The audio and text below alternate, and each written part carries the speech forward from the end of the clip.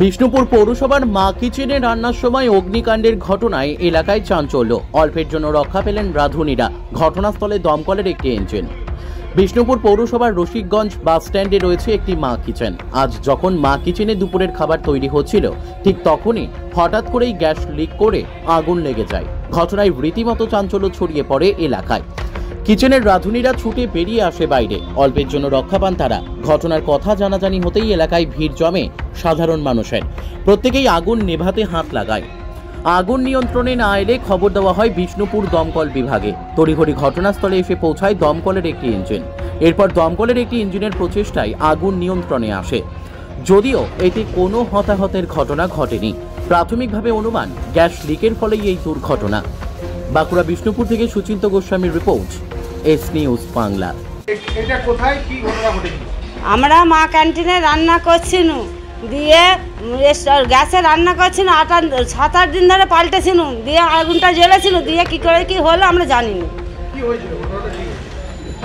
হঠাৎ করে গ্যাসটা জ্বালিয়েছিল, দিয়ে জ্বলছিল, দপ করে উঠেছে, দিয়ে ওরকম হয়ে গেছে, আগুনটা জ্বলে গেছে। ডাল বসছিল, একটা ডিম বসছিল, দিয়ে গ্যাসটা বাস্টুয়া হয়ে করে জ্বলে গেছে। দিয়ে আমরা জল ফল ঢালছি, নিমাবার ব্যবস্থা করছি। সিলিন্ডার মুখটার কাছে বস্তা লিক করে গ্যাস বেরোচ্ছিল। দিয়ে জল ঢেলেছি, বালি ঢেলেছি, দিয়ে তাতে হচ্ছে না। দিয়ে পৌরসভা থেকে গাড়ি আসতে নিবানো হয়েছে।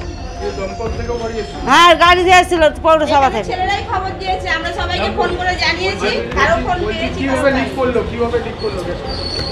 কোথায় ফুটো ফাটা ছিল, আমরা তো একটু দেখেছি, দেখে জ্বলেছে। সেইটা বুঝতে পারে না, জ্বলতেই ওরকম একটু একটু করে জ্বলতে ওর হাত হাফ করে জ্বলে গেছে। না, ক্ষয়ক্ষতি কিছু হয়নি। সম্ভাবনা ছিল, করে গোটাটাই ধরে গেছে। হ্যাঁ, সিলিন্ডার কাছে অনেক আন্তরা ছিল, কিছুটা আন্তরে ছিল।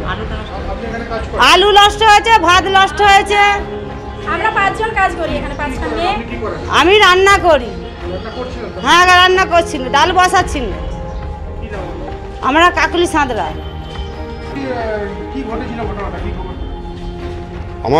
আমাদের যে 18 নম্বর ওয়ার্ডে মা ক্যান্টিনে যারা কাজ করে তারা খবর দিয়েছিল।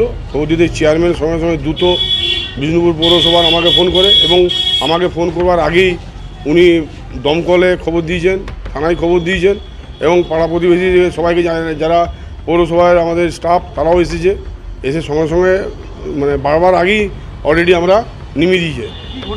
ঘটেছিল বলতে পাইপ লাইনটা গ্যাসটা জ্বালতে গেলো, কোনো কারণে গ্যাসটা হয়তো কমানো বা বাড়ানোর প্রবলেম হয়েছে, দিয়ে দপ করে জ্বলে উঠেছে। জ্বলে উঠতেই সামনেই তো স্টিলের সেট মা ক্যান্টিনে, সেটাতে লেগে যায়। তখনই ভয় খেয়ে যায় যে আগুন লেগে গেছে।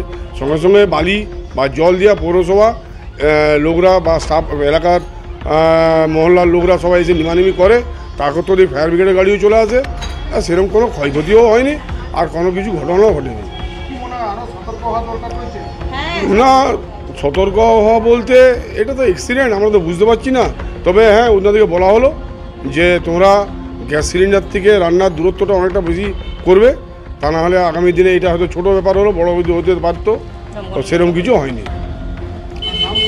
আমার নাম সঞ্জয় গাঙ্গুলি। পরিচয় হচ্ছে আমার স্ত্রী হচ্ছে 18 নম্বর ওয়ার্ডের কাউন্সিলর।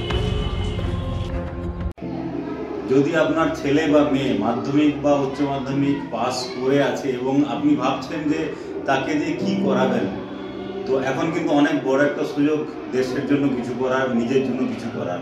তার জন্য কি আছে, আমাদের West Bengal police, Kolkata police, এছাড়া আর্মি বহু অনেক র্যাঙ্ক আছে, সিআরপিএফ, আরপিএফ, কনস্টেবল, এই সমস্ত জায়গায় প্রচুর ভ্যাকেন্সি কিন্তু এখন আছে।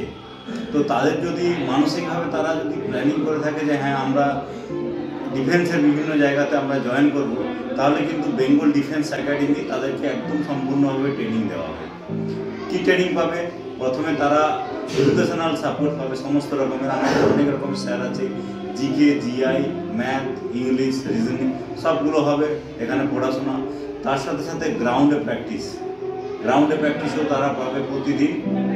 গ্রাউন্ডে 10 জনের সাথে তারা প্র্যাকটিস করলে তারা বুঝতে পারবে যে তারা 10 জনের আগে আছে কি 10 জনের পরে থাকছে, তাহলে তার এরিয়া অফ ইমপ্রুভমেন্ট যে কোন জায়গায় ডেভেলপ করা দরকার সেটা বুঝতে পারবে।